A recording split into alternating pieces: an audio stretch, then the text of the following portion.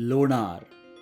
We have already visited this place twice, and this was our third visit to Lonar, and that too during the time of monsoon, when the Lonar Lake was getting covered with thick black nimbus clouds from all directions.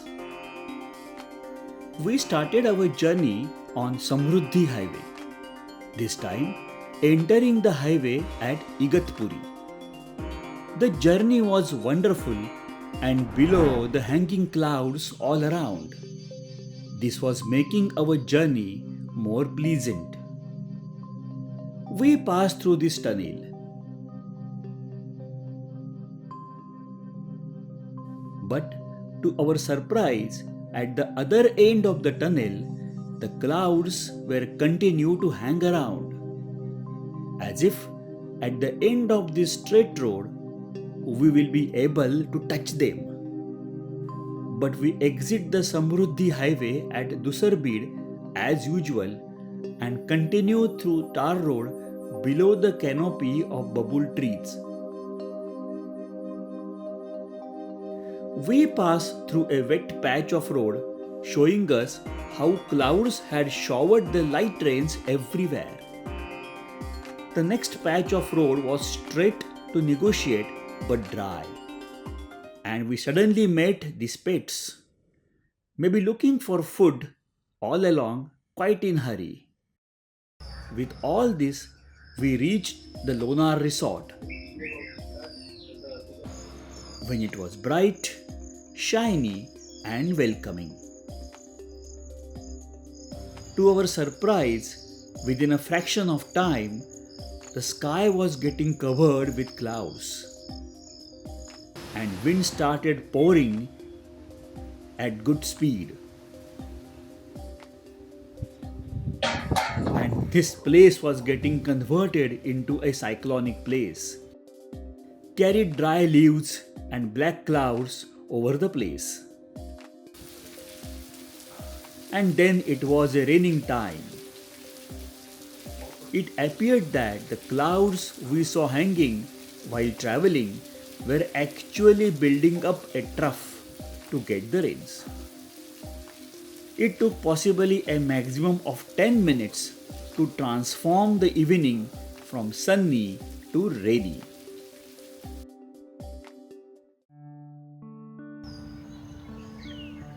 Along with the bougainvillea creeper, the road leads to Daityasudan temple. On way, this was the pleasant view of goats and sheep enjoying the green undergrowths. The surprising was if enjoying the lantana plant, maybe for a change of taste, but was consuming the flowers very excitingly as flowers hold good quantity of nectar. But leaves are not so exciting. This place holds lantana in wild with abundant flowers. Of course, it was a surprise to watch. Children were enjoying the empty space at Datyasudan temple. The carvings are always exciting and they tell us a lot about our mythology and then lifestyle. Daityasudan temple devoted to Lord Vishnu was built in 10th century by King Vijayaditya from Chalukya dynasty. The Hamsa strips followed by Kamalini means lotus strip, Kirti Mukha, various layers of carvings, and then the resembling to Hoysala style, the roof and inside carvings, which was getting into evening darkness by this time.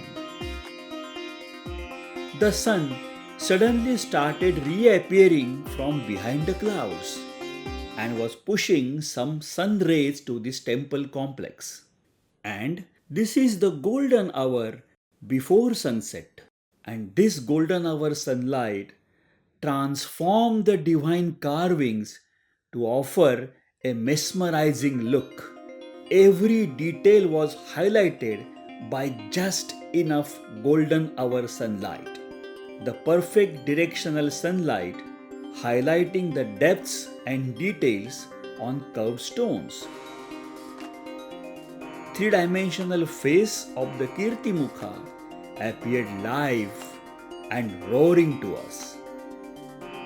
Kamalini or lotus climber also offered an extraordinary fresh look. The entrance to temple with both side carving layers makes entry look grand, with door goddesses, that is Dwara Devata, protecting the entry but in damaged conditions today.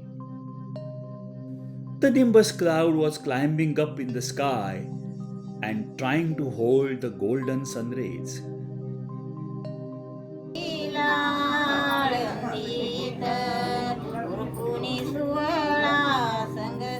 As a good custom, women gather to chant the Devastuti mantra every evening in the temple. The black cloud had grown up in the sky to reach up to temple by now. So devotees started moving back to their respective homes, making temple complex looking empty of people. Still, few of devotees were thought of enjoying the possible showers, which were approaching the complex and bringing the excitement with them. The raindrops reached the place quite hurriedly, and Daityasudan Mandir felt in love with showers.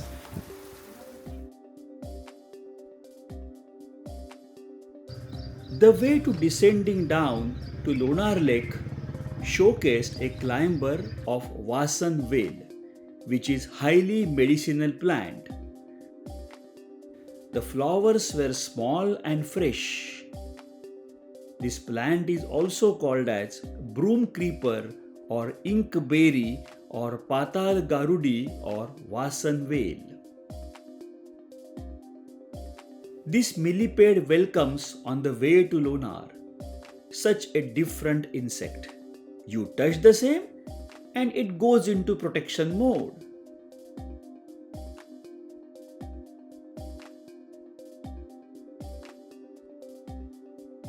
And now, this was the view close from the lake. We saw the climber of Somavale or Somavalli from the family of Asclepidaceae, that is, milkweed family.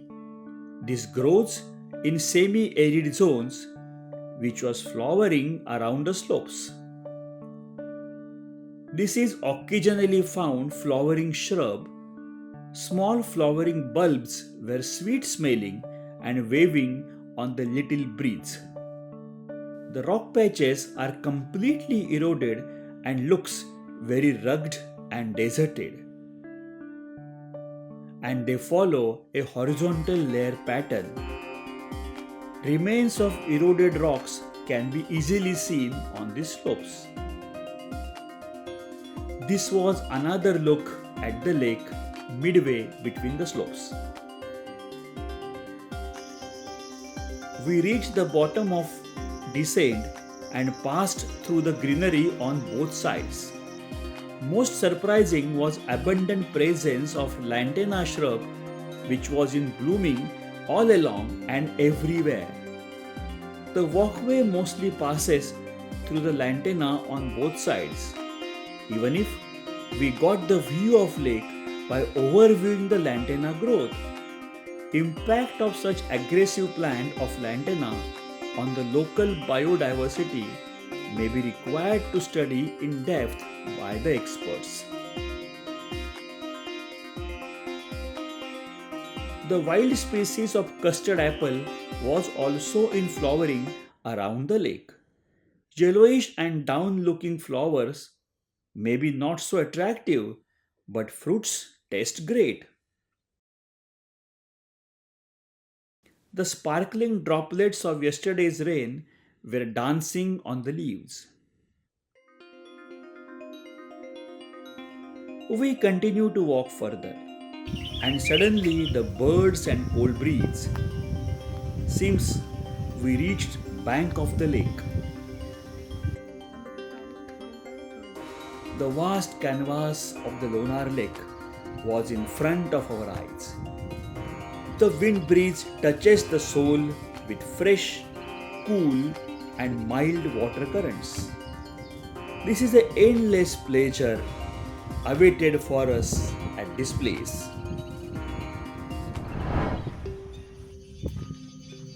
Reluctantly, we started the negotiating the walkway by keeping the lake on the right side.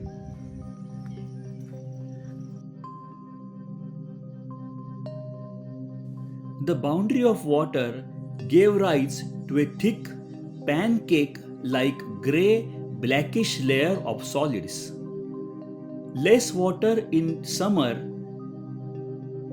which increases the concentration of salts which could not be held by declining water volume. That oozes out from water like a butter oozing from buttermilk and started depositing on lake edges. Locals terms this as natural papadkhar or high alkali salts. These deposits will get converted into a solids with time.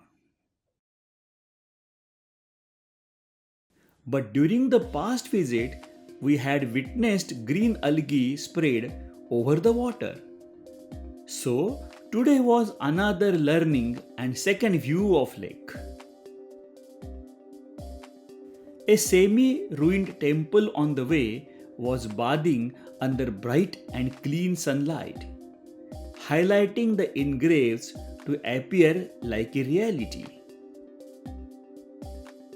It was a game of light and shadows. Due to perfect angle and intensity of sun rays, the dark lines and bright lines gave the highlights and enhanced three-dimensional beauty of the carvings to showcase the work of details was seen very nicely. The lake continues to offer views from different angles when we continue to walk along the bank of the lake.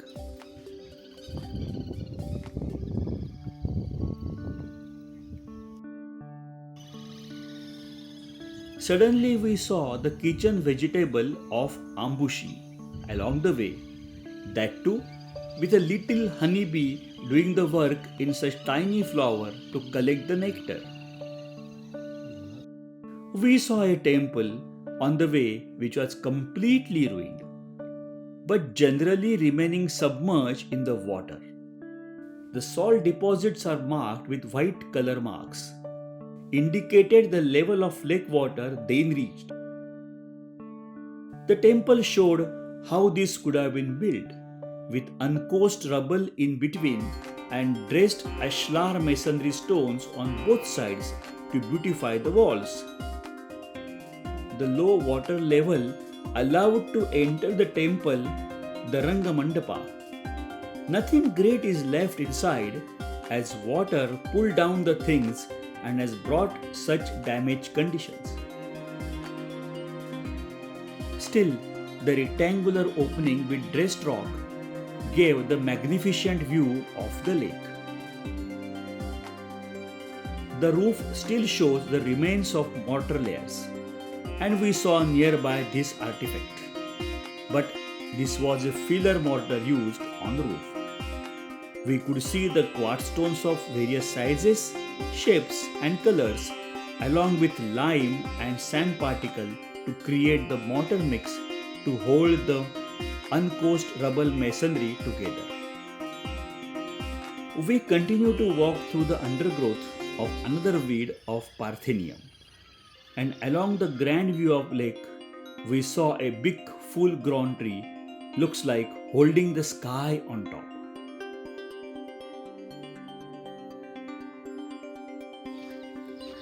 We reached the temple of Kamalaja Mata.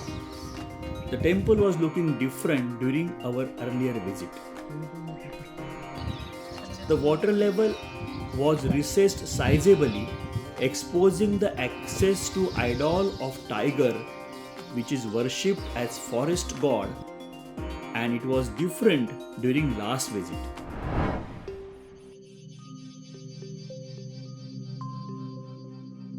The low level of water this time had granted the access to the trees of tamarind. The access to this tree was denied during our last time visit due to water level, which was filled with green algae everywhere. Devotees had tied the piece of cloth and cradle to the tree to pay the respect to the goddess. Tamarind tree is helping Baya weaver to build the nests. Silently and patiently, we could watch the nest building works by male Baya.